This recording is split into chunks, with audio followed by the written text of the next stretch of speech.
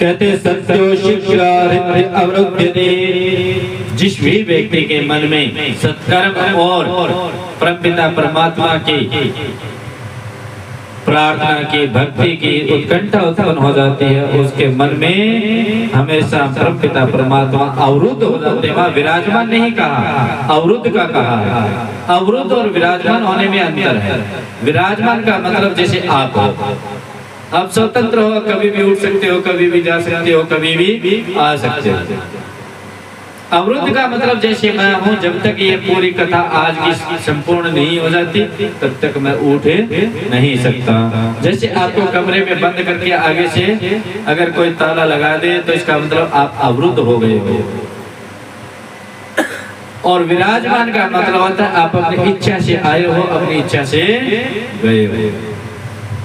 तो यहाँ पर भगवान जिसके मन में भक्ति का भाव उत्पन्न हो जाता है, सत्संग का भाव उत्पन्न हो जाता है, उत्कंठा पैदा हो जाती है, उसके भगवान आकर के अवरुद्ध हो जाते हैं। वो चाहे निकलना तब भी नहीं निकल पाते। कहते हैं तीसरे श्लोक में भागवत का स्वरूप समझा रहे हैं। भागवत भगवान का स्वरूप क्या है? निगम निगम कल्पतरोर गलितम फलम शुकमुखामृतद्रव्यसंयुक्तं पिबत भागवतं रसमालयं मुहुरहो रसिका भुवि भावुका नितरां गमयति बोधयति स निगमो वेदः स एव कल्पतरु। कहते हैं ये जो श्रीमद् भागवत है ये कल्पतरु वृक्ष के समान है। जैसे स्वर्ग में कल्पतरु नाम का वृक्ष है जिसके नीचे बैठ करके जो भी इच्छा प्रकट की जाए वह तुरंत हमें प्राप्त हो जाती है, ऐसे श्रीमद् भागवत को अगर आप मन से चित्त से अगर श्रवण करते हैं, उसका मनन करते हैं, उसका चिंतन करते हैं तो आपको इच्छा अनुसार फल की प्राप्ति होती है। आपके मन में जो भी इच्छा हो आप श्रीमद् भागवत कथा को श्रवण कर लीजिए, उसका मनन कर लीजिए, उसका चिंतन कर लीजिए और उसके अंदर बताए हुए जो भी गाता है उसका हमेशा निरंतर ध्यान में रखिए और स्मरण करते रहिए। और फिर देखना आपकी इच्छा अगर पूर्ण ना हो जाए तो हमें कहना। कल्पतरु के समान इसे बताया गया, क्योंकि कहते हैं कि वेद क्या है? कल्पतरु है। कल्पतरु पाने में जो स्वर्ग के अंदर वृक्ष है, जाओ मांगो वो मिले, वैसे ही वेद है। और वेद का ही पका हुआ फल जो है वो श्रीमद् भागवत है। कहते हैं कि जो ऊपर से गिरा हुआ है, पका हुआ फल है, फिर भी ऊपर से गिरा हुआ है और लेकिन ऊपर से गिरने के बाद भी अभी तक खंडित नहीं है, फटा हुआ नहीं है। अगर पका हुआ फल पेड़ के ऊपर से गिरेगा तो क्या होगा? उसका नीचे गिरते ही वो फट जाएगा। परंतु श्रीमद् भागवत रूपी जो पका हुआ फल है वह ऊपर से गिरा हुआ भी है, पका हुआ भी है, परंतु नीचे गिर करके वो कभी फटा नहीं, कभी खंडित नहीं हुआ। तो किसी ने पूछा इसका प्रमाण दीजिए। इसका प्रमाण क्या है कि वो खंडित नहीं हुआ?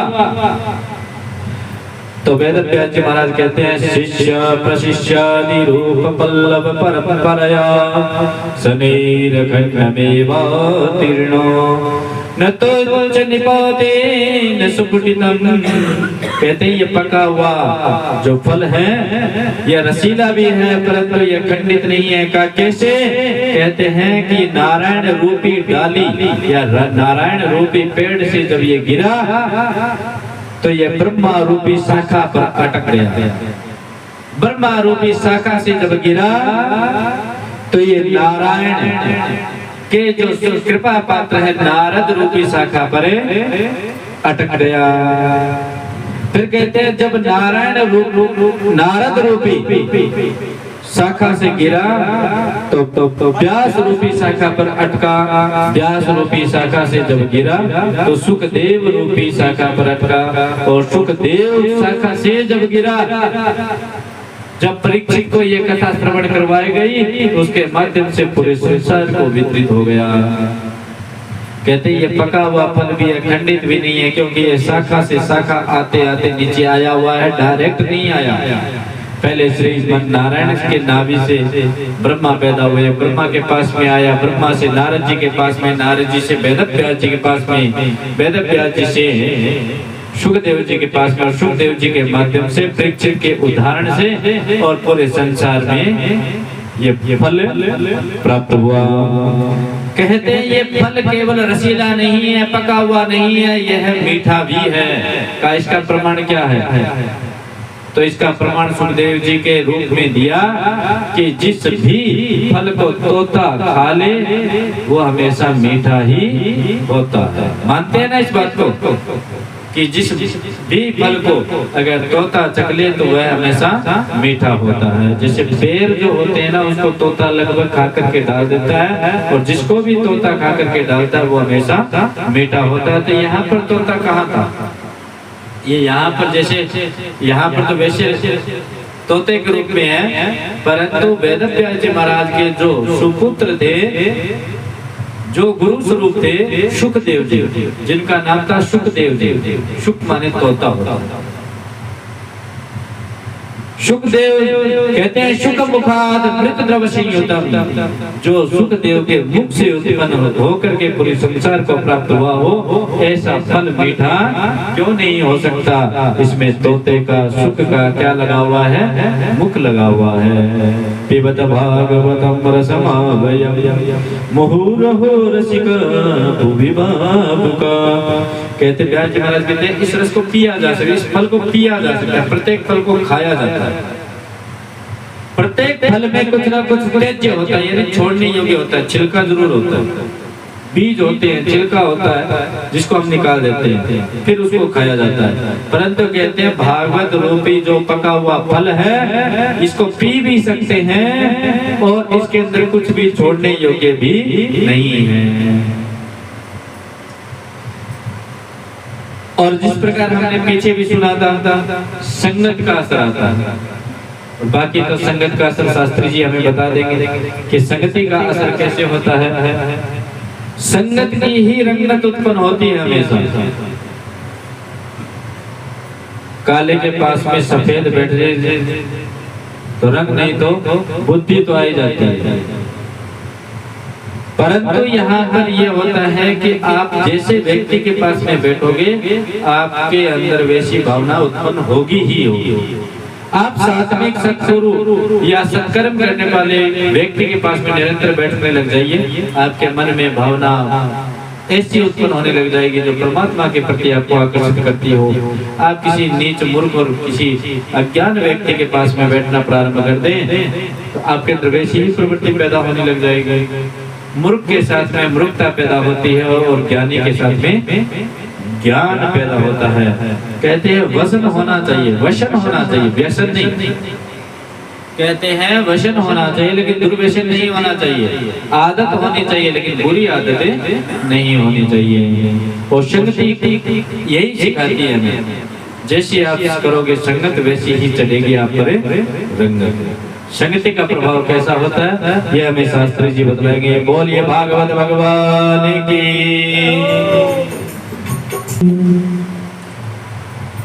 बोलिए भागवत भगवान की। इसी प्रकार शौनकादिक ऋषि सूत जी महाराज से पूछते हैं, 6 प्रश्न उन्होंने किए जो आज हमारे जन कल्याण में काम आने वाले हैं।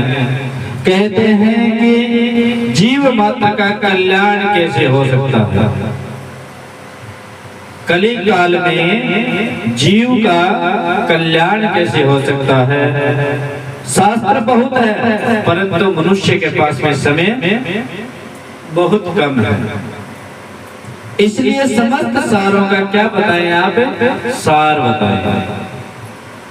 भगवान किसको कहते हैं? सबसे बड़ा प्रश्न तो यही था कि भगवान किसे कहते हैं। तो यहाँ पर उत्तर दिया गया, समस्त ऐश्वर्य का मालिक हो, परम यश से संपन्न हो, श्री हो, श्री से शोभायमान हो, तेजस्वी हो, साक्षात श्री का पति हो, समस्त ज्ञान जिसमें समाहित हो, सर्वज्ञ हो, वैराग्य हो, ये छह की छह वस्तु जिसमें हो। क्या क्या ऐश्वर्य, यश, धर्म, श्री, ज्ञान, वैराग्य, ये छह की छह वस्तु जहाँ होती है उसे भग कहते हैं। भग में प्रत्यय के अनुसार जब इसका वर्णन करते हैं तो एक शब्द बनता है भगवान, और ये सब चीजें जिस एक में हो उसे कहते हैं भगवान। किसी एक जीव में ये छह की छह वस्तु हो, ऐश्वर्य हो, श्री हो, वैराग्य हो, ज्ञान हो, धर्म हो, ये सारी की सारी वस्तु अगर एक व्यक्ति में है उसे हम क्या कहेंगे? भगवान कहते हैं। फिर प्रश्न उठा कि भगवान अवतार क्यों लेते हैं? यानी भगवान को अवतार लेने की क्या आवश्यकता है? जैसे संकल्प मात्र से ब्रह्मा जी को चारों वेदों का ज्ञान करवा दिया था, उसी प्रकार अपने संकल्प मात्र से सारे काम कर सकते हैं। उनको अवतार लेने की क्या आवश्यकता है? रावण को मारने के लिए राम का अवतार लेने की क्या आवश्यकता थी? वो तो संकल्प मात्र से उसको मार सकते थे। कंस को मारने के लिए और प्रेम को बताने के लिए, यानी प्रेम क्या होता है धरती के ऊपर, ये बताने के लिए कृष्ण को आने की क्या आवश्यकता थी? बता सकते थे। इन पुराणों को लिखने के लिए अंशावतार के रूप में वेदव्यास जी महाराज को आने की क्या आवश्यकता थी? भक्ति को जागृत रखने के लिए नरसिंह अवतार लेने की क्या आवश्यकता थी? अवतार क्यों लिए उन्होंने? 24 अवतार बताए गए मुख्य रूप से उनके, परंतु 24 अवतार कहते हैं कि मुख्य रूप से 24 है, परंतु ऐसे कितने हैं, अनंत है, उनकी कोई गिनती नहीं है। कहते हैं क्यों लेते हैं? तो एक उदाहरण के माध्यम से सुनाया। जैसे मैंने अभी आपको बताया था बिजली के बारे में। कहते हैं बिजली पहले भी थी परंतु हमारे सामने व्यापक नहीं थी। बिजली पहले भी थी परंतु उसकी सामग्री का प्रयोग कर करके जैसे ही हमने तांबे के तार को छुआया तो उसमें बिजली उत्पन्न हो गई। परंतु अभी भी बिजली हमें दिखाई नहीं दे रही। बिजली है परंतु हमें दिखाई नहीं, तारों में दौड़ती हुई हमें बिजली दिखाई नहीं देती है। बिजली है परंतु हमें दिखाई नहीं दे रही। इन आंखों के माध्यम से तो हमें पता चला कि बिजली नहीं है। अगर बिजली को हमने हाथ लगाया तो तब हमें अनुभव होता है, जब उसने करंट लगा हमें तब हमें पता चला कि हाँ बिजली है। परंतु प्रत्यक्ष रूप से तब भी नहीं आई। प्रत्यक्ष रूप से आने के लिए जब उस बिजली के तार को किसी प्रकाश रूपी बल्ब से जोड़ा गया और तब जब वो प्रकाश जगा वहां पर, प्रकाश आकर के फैला और हमारे आंखों के सामने जब प्रकाश हुआ, बल्ब जगा, तब हमें पता चला कि हाँ ये लाइट है, ये बिजली है। हमने कब माना बिजली को? जब वो हमारे सामने दिख गई, इन आंखों के माध्यम से हमें दिख रही है, तभी हमने उसको माना कि ये बिजली ही है। इसीलिए भगवान कहते हैं मैं सर्वत्र व्याप्त हूँ, कण कण में मां हूँ। परंतु इस संसार को ज्ञान देने के लिए, भक्ति, ज्ञान, वैराग्य, प्रेम सिखाने के लिए, मानव को उसका सही लक्ष्य दिलाने के लिए मुझे बार बार में अवतार लेना पड़ता है। बोले सच्चिदानंद घनश्याम की। फिर किसी ने प्रश्न पूछ लिया कि धर्मा कम शरणं गतः, धर्म किसकी शरण में चला जाता है? धर्म किसकी शरण में जाता है? तो कहते हैं कि शास्त्र सार कहो स्वावतार प्रयोजनम किम कर्म के अवतारस्तु धर्म कम शरणं गतः। सूच्य महाराज कहते हैं इन प्रश्नों को सुनकर के बहुत ही प्रसन्नता हुई। आपके जितने भी प्रश्न हैं ये सारे के सारे आने वाले समय में, कली काल में लोगों को बड़े ही काम आने वाले हैं। जो लोग इस श्रीमद् भागवत को सुनेंगे उनके बड़े काम आने वाले हैं। परंतु आपके प्रश्नों के उत्तर देने से पहले मैं गुरु की वंदना करना चाहता हूँ, क्योंकि गुरु के बिना ज्ञान नहीं है। अज्ञानातिमिरान्धस्य ज्ञानाञ्जनशलाकया चक्षुरुन्मीलितं तस्मै श्री गुरवे नमः।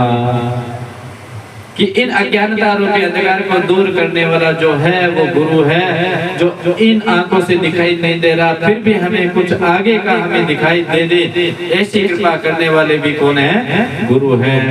तो इसीलिए सूत जी महाराज कहते हैं आपके प्रश्नों से मुझे बड़ा ही मन मेरा प्रसन्न हुआ, परंतु आपके प्रश्नों का उत्तर देने से पहले गुरु प्रार्थना, गुरु वंदना करनी बहुत ही जरूरी है। गुरु बिना ज्ञान नहीं है। बोलिए जगत गुरु भगवान की जय हो।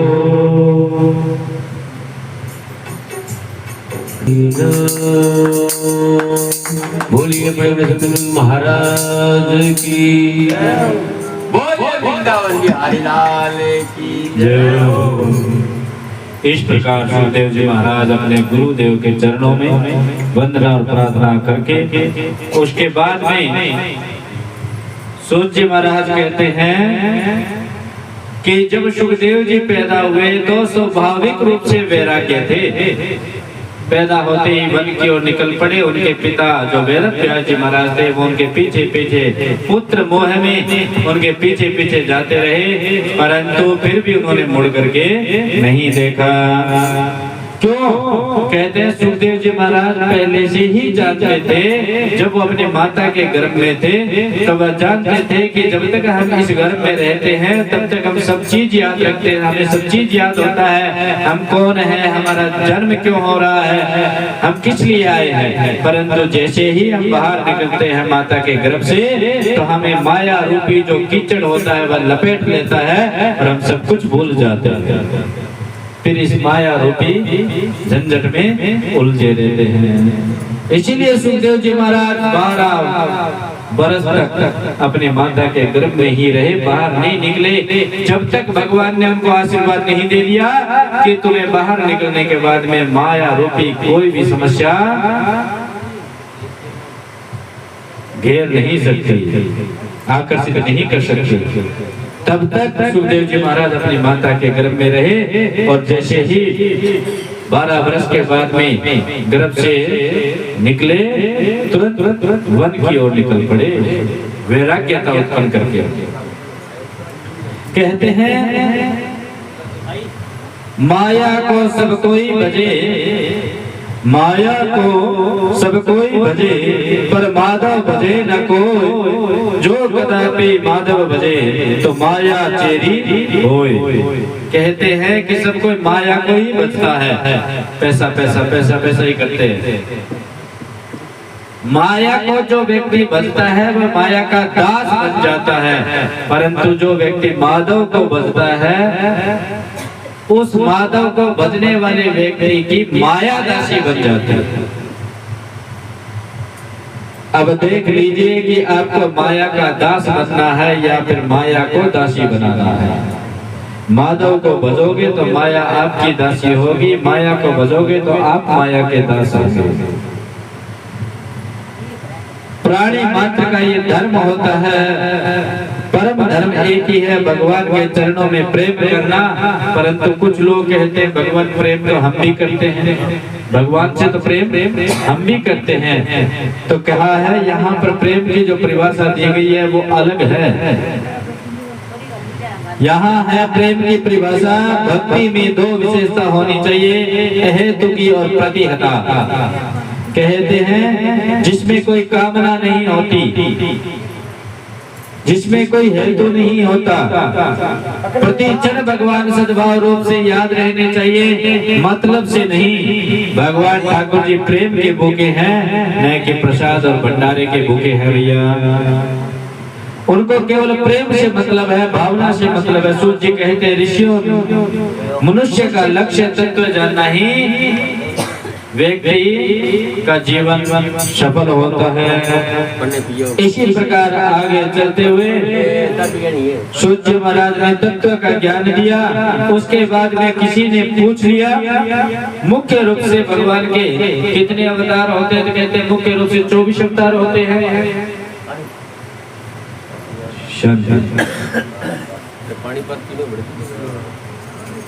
कहते हैं कि इसमें जैसे अवतार हुए थे उन अवतारों में अंशावतार, आवेशावतार, कलावतार, पूर्णावतार।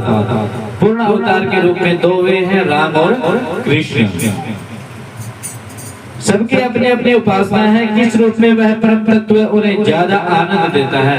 यानी जिस भी व्यक्ति को जो भी परमपिता परमात्मा जिस भी स्थिति में उनको अच्छा लगता है वह उसी स्थिति में उसका नाम बजने लग जाते हैं, जिसे हम इष्ट के रूप में पूजते हैं। जिसको जो जिस प्रकार से पसंद हो वह उसको उस प्रकार से निरंतर प्रतिदिन सोते पीते जागते पीते उसको याद करता रहे, उसे इष्ट कहते हैं। और जो व्यक्ति अपने इष्ट को निरंतर याद रखता हो उस व्यक्ति को किसी भी प्रकार से कोई भी समस्या आएगी तो उससे पहले उसके इष्ट को पता चलेगा और इष्ट उसका सामना करेगा। ये उस इष्ट की प्रबलता की क्षमता होती है। हरि व्यापक सर्वत्र समाना प्रेम मत प्रकट होए मैं जाना। कहते हरि सर्वत्र व्यापक है। जैसे प्रहलाद जी की निष्ठा एक खंबे में थी कि यहाँ पर भगवान है, तो वहाँ खंबे से भी उत्पन्न हुए एक नामदेव नाम के भक्त हुए हैं जो भोजन बना रहे थे, और भोजन बनाते बनाते जैसे रोटी सेक करके उन्होंने रखी तो एक कुत्ता आया और वो उसे उठा करके ले गया।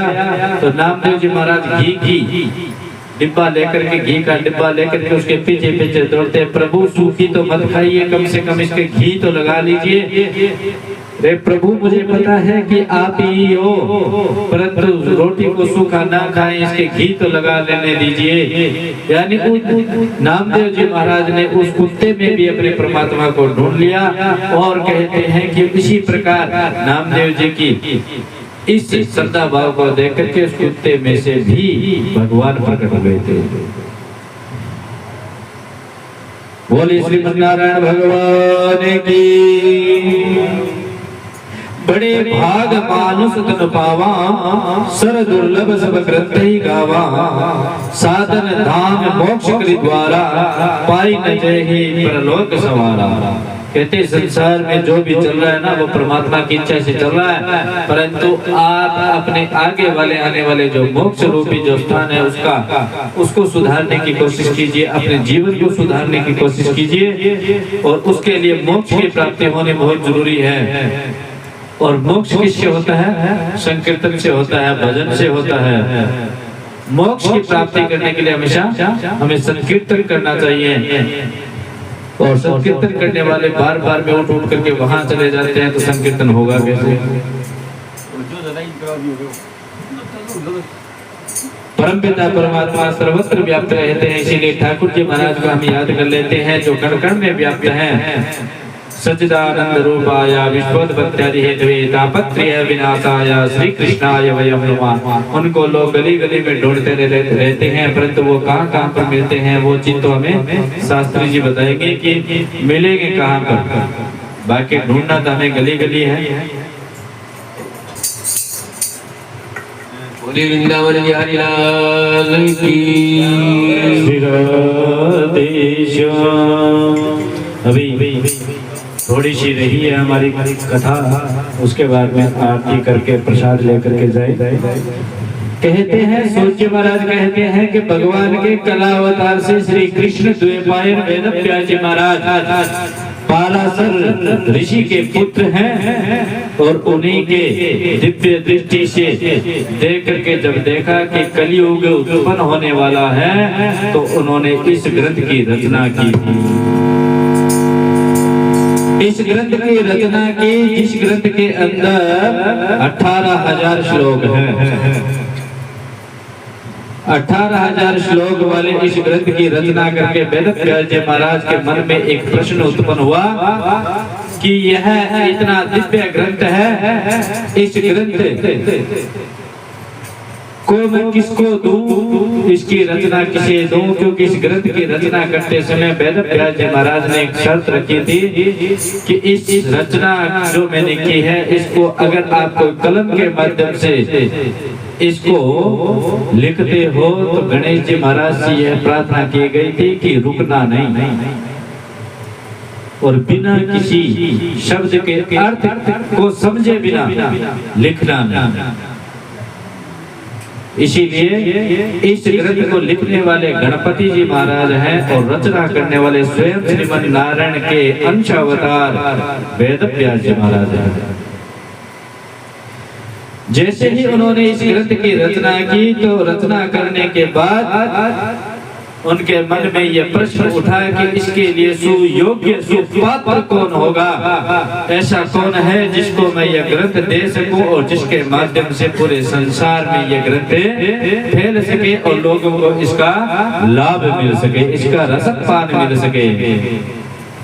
इसीलिए उनके इस प्रकार चिंतन करते हैं उनके ध्यान में एक बात आई कि अरे मेरा जो पुत्र है वह तो जन्म से ही वैराग्य है, उस जैसा कोई संत मिल नहीं सकता, उस जैसा कोई शिष्य नहीं मिल सकता, क्यों न मैं अपने इस ग्रंथ की जो रचना है वो अपने सुपुत्र और सुपात्र के हाथ में दूं। परंतु वो कहाँ है पता नहीं। अपने 2-4 शिष्य थे, उनको 2-4 श्लोक सिखाए और सिखा करके उनको जंगल में भेज दिया, अलग अलग करके। पहले फोन तो होते नहीं थे, जिससे फोन करके पूछ ले भी कहाँ है, आजकल तो फोन है। तो श्लोक दे करके अलग अलग स्थानों पर भेज दिए और श्लोक को गुणगान करते रहे, वो बार बार में श्लोकों को गाते रहे। और जैसे ही एक शिष्य जंगल में पहुंचा, वहां पर सुखदेव जी महाराज अपनी तपस्या कर रहे थे और उनके कानों में जैसे ही इन श्लोकों के मधुर वाणी, इनका रसपान उनके कानों के माध्यम से जब उनके मन तक गया तो उनकी आंखें खुल गई और वो उन शब्द ध्वनि के माध्यम से उस शिष्य तक पहुंचे और उनसे कहा कि एक और श्लोक सुना दीजिए। तो उन्होंने दूसरा श्लोक सुना दिया, फिर उन्होंने कहा एक और सुना दीजिए, तो उन्होंने तीसरा सुना दिया, फिर कहा एक और सुना दीजिए, चौथा सुना दिया, फिर भी उन्होंने रट नहीं छोड़ी, कहा एक और सुना दीजिए। तो उन्होंने कहा भैया हमें तो इतने ही सिखाए हैं, अगर आपको ज्यादा श्लोक चाहिए तो हमारे गुरु जी के पास चले जाना, उनके पास में ऐसे 18,000 श्लोक हैं, क्योंकि श्रीमद् भागवत जी में 18,000 श्लोक हैं, 12 स्कंद, 135 अध्याय कहते हैं। तो सुखदेव जी महाराज उस शिष्य के साथ में चलते हुए वेदव्यास जी की गुफा में आए। वेदव्यास जी के पास में आकर के उन्होंने प्रणाम किया। देखो वहां पर वैराग्यता का कितना भाव उत्पन्न हुआ। वहां पर आकर के उन्हें पिताजी नहीं कहा, आकर के गुरु रूप में उनको स्वीकार करके उन्होंने उनको शिष्य के रूप में स्वीकार करके और फिर इस रचना को वेदव्यास जी महाराज ने सुखदेव जी महाराज को दिया और सुखदेव जी महाराज ने यह कथा परीक्षित राजा जो परीक्षित हुए थे उनको दी थी, उनको सुनाई थी, उनका उद्धार किया था। उन्हीं के माध्यम से पूरे संसार में ये श्रीमद् भागवत का रसपान उत्पन्न होने लगा और वहीं से पृथ्वी के ऊपर श्रीमद् भागवत कथा ज्ञान यज्ञ का परंपरा प्रारंभ हुई। अब सुखदेव जी महाराज ने राजा परीक्षित को ही कथा क्यों श्रवण करवाई, राजा परीक्षित ही क्यों सुनने का योग्य बना। राजा परीक्षित ही क्या ऐसा व्यक्ति था जो इसके लिए सुपात्र था या कोई अन्य घटना होने वाली थी राजा परीक्षित के साथ? राजा तो और भी बोलते, लेकिन सबसे पहले हमें ये भी तो पता होना चाहिए राजा परीक्षित कौन था। राजा परीक्षित कोई अकेला राजा नहीं था, वो भी बहुत महान विभूति थी, परमात्मा के अंश के रूप में कह सकते, उनके कृपा के रूप में कह सकते हैं। प्राप्त होने वाला जो अंश था वो ही परीक्षित था। परीक्षित का नाम भी तो भगवान की कृपा से पड़ा था परीक्षित। जो सबकी परीक्षा करता रहता हो उसे ही परीक्षित कहते हैं। अब सुखदेव जी महाराज परीक्षित जी को ही कथा श्रवण करवाएंगे और आज की वाणी को विराम देते हुए हम भी यहाँ पर विराम करते हैं। कल हम देखेंगे कि परीक्षित जी महाराज को सुखदेव जी महाराज कथा क्यों सुनाते हैं, परीक्षित जी महाराज कौन है, परीक्षित जी महाराज ही उसके पात्र योग्य क्यों बने हैं। ये सारी बातें हम कल सुनेंगे और कल सुखदेव जी महाराज परीक्षित जी को कथा सुनाएंगे और हम आपको कथा सुनाएंगे। ऐसा सुअवसर हमें प्राप्त होगा। और मैं आप सभी से कहना चाहूंगा कि हमेशा निरंतर एक दो अधिक बढ़ोतरी की ओर बढ़ाते रहिए। हमेशा ये कहते हैं, कल भी मैं आपको बताने जा रहा था कि किसी भी व्यक्ति को भोजन देने से पुण्य ज्यादा जब मिलता है तब उसको भोजन कमाने की क्षमता आप दे दो। किसी को भीख मांग रहा है, उसको भीख में आपने 10 रुपए 20 रुपए 100 रुपए दे दिए, वो बड़ी बात नहीं है। उसको उस भीख के कार्य से दूर करके उसे कमाना सिखा दो तो वो उसके जीवन का उद्धार हो जाएगा और आपको जीवन भर पुण्य प्राप्त होगा। किसी भूखे को एक दिन भोजन देना पुण्य नहीं होता। उस भूखे को उस रोटी को कमाना सिखा दीजिए तो जीवन भर वह भूखा नहीं रहेगा और हमेशा आपको पुण्य प्राप्त होता रहेगा। इसी प्रकार श्रीमद् नारायण की जो ये पावन पुनीत कथा है, इस कथा को श्रवण आप भी कीजिए और साथ में एक दो अपने साथ वालों को लेकर के आए, जिससे उनके कानों में थोड़ा बहुत भी अगर श्रीमद् भागवत का, भगवान की चर्चा का, भगवान के प्रेम का, संकीर्तन का थोड़ा भी असर पड़ेगा तो उसका पुण्य फल आपको भी प्राप्त होगा। बोलिए सच्चिदानंद घनश्याम की, बोलिए भागवत भगवान की। ये तो बोलते ही बोल देगा। जय संगति को असर हो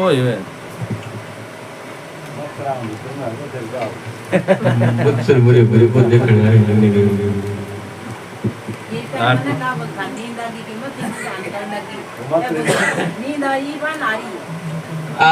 लेकिन नींद वाली बात है कहीं नहीं के ऊपर एक बात कहीं कहीं में गए बंदे मेरी लाल गली को जो मत्सर है फिर वो क्या भागवत कथा ऑनलाइन जब गुरुजी बतावे घटे तो श्रोता 3 प्रकार का होता है।